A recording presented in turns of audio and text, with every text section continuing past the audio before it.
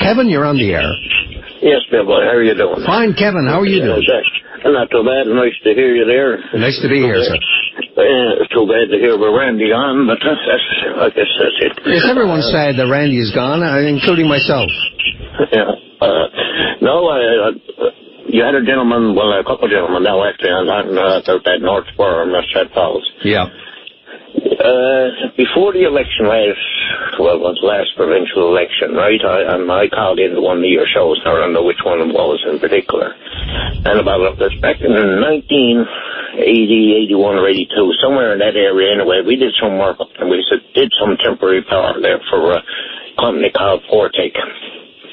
They were there, and what they were finding out, there was apparently underground rivers there on that side, and they were trying to stop these underground rivers, and I forget who was the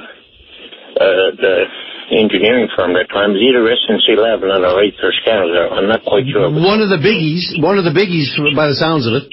Yes, but anyway, and these rivers, one gentleman on talking about blasting bedrock. He didn't blast too much bedrock over there, because at one point there, there's 640 feet down to bedrock. That's before you touch any bedrock whatsoever, right? What was on top of the bedrock? There's more or less like a sand mud. Sand, pug, the pug we were talking about earlier? Yeah. And the problem being was that they had to stop these rivers and stuff like this, because when they backed up the water, they weren't sure if this landmass would be capable of holding them back. And these underground rivers, Kevin, where are they again? What vicinity are they in? They're on that north side there. And on the median, that you see that nickel land that goes out towards like the headland there. Yeah. All out through there, and they were drilling holes down through them then, and they were putting a special concrete solution down to them, trying to stop these rivers and stuff like this, right? Right, and what's the bottom line on your underground river point you're making? Well, the bottom line is, before I called the show, I read the environmental impact study on that down there. Now, I might have missed something, and I don't deem to be perfect, but I didn't see nothing in that environmental impact study about these underground rivers and that. But at the time, the engineering firm was there. I asked him, I said, what happens if you can't stop these rivers?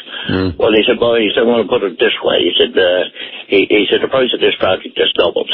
He said, we got to take this mass of land out, he said, and replace it with concrete or some other materials. Yeah. He said there's going to be a significant overrun here.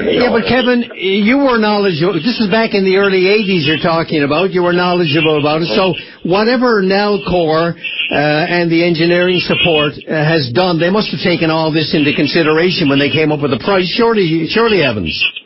Well, you would almost think that they would, but if you look at the environmental impact study, such things as underground rivers and stuff like that, you would think that it would be part of the environmental impact study, wouldn't you? Yeah, well, you're making a very good point. I have to say that mentioning underground rivers kind of takes me a bit by surprise as well, so I'm going to dig into it myself.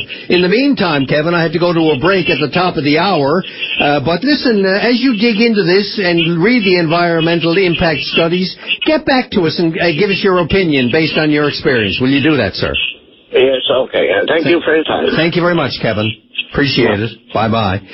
Lots of interesting stuff coming out about the Muskrat Falls, and my stock response is, well, you know about it. You've known about it for 30 years or more, so surely it has to have been taken into account when the designing was done and the cost estimates were arrived at.